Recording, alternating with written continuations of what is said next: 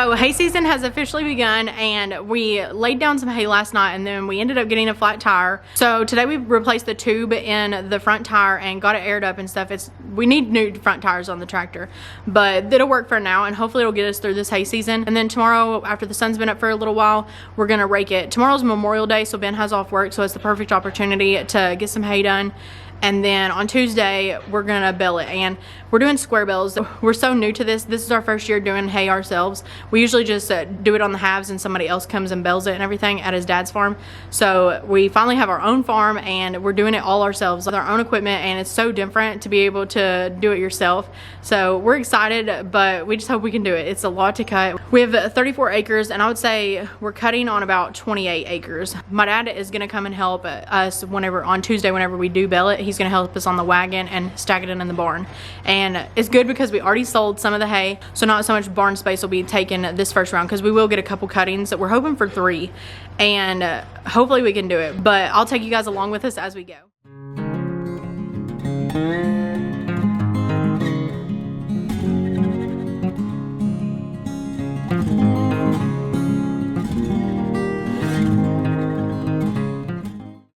Since this was our first hay season and first time ever doing it by ourselves, we learned so much along the way, and we learned a lot of things that we will change in the future and a lot of things that we will never do again. One of the first things that we learned was that this sickle bar mower does not like for the hay to be wet at all.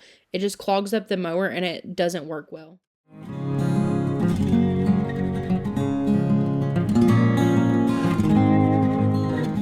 We also learned that if the hay had been laid over from the wind at all, it didn't really cut the best, but we kind of let it get too tall just because we didn't have a dry spell earlier on, and we just had to cut it whenever we could. Starting out raking, we had no idea what we were doing. Ben had watched tons of videos and gotten advice from other farmers local to us that use the same kind of equipment that we do.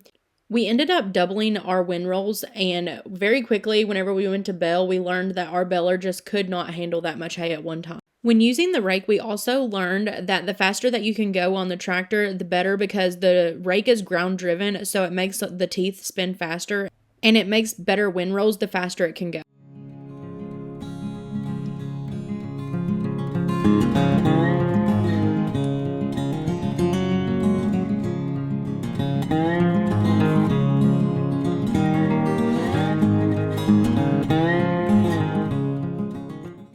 On this cutting of hay, we actually didn't have a tedder, and we realized very quickly that it was taking way too long for the hay to dry. It was taking days. So we ended up going and buying a tedder with some of the money that we made from the hay, and so we will definitely be using a tedder for next time.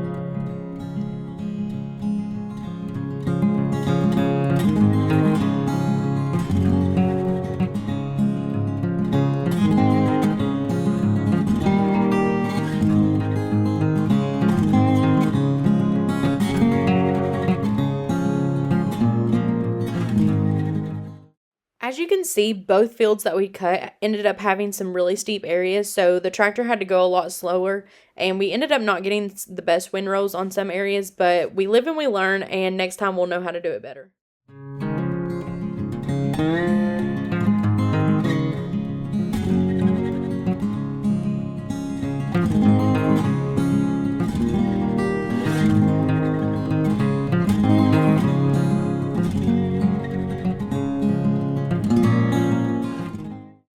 The baler was by far the hardest piece of equipment to get figured out just because there's so much fine tuning to it to try and get that perfect bale.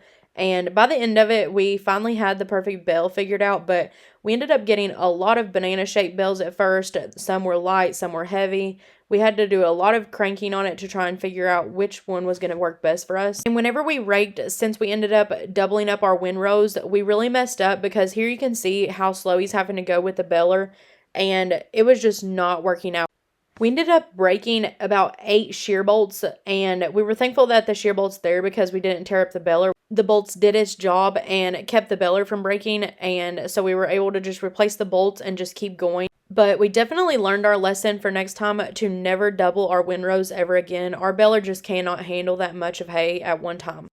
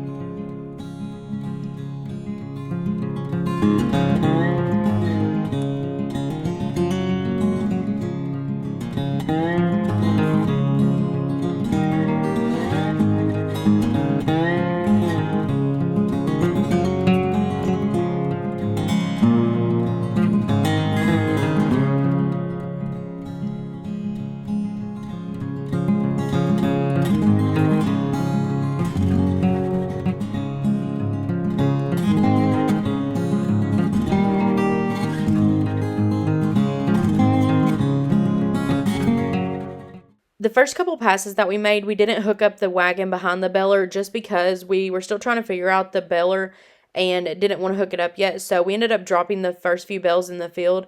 So my mom and dad went behind and picked up all the bales that were laying on the ground. And while they were doing this, me and Ben hooked up the wagon to the tractor. And as the bales were coming out, I just stacked them directly on the wagon, and we realized that this was a much easier way than trying to pick them up out of the field. Our wagons are a little bit taller than the average wagon, so it was just much easier to try and do it directly from the baler and let the baler do the heavy lifting, and us just slide it back and stack it on the wagon.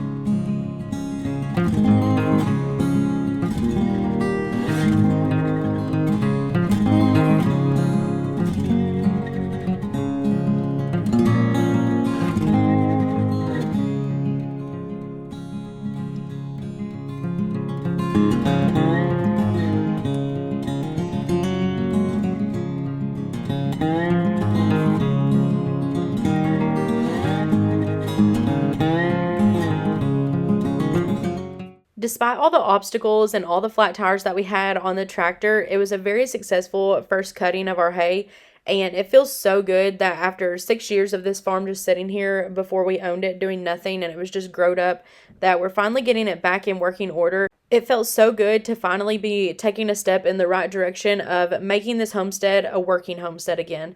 And someday we'll get there. With time, it'll all come together. But thank you guys so much for watching and joining us on our journey as we restore the house and get this homestead back in working order.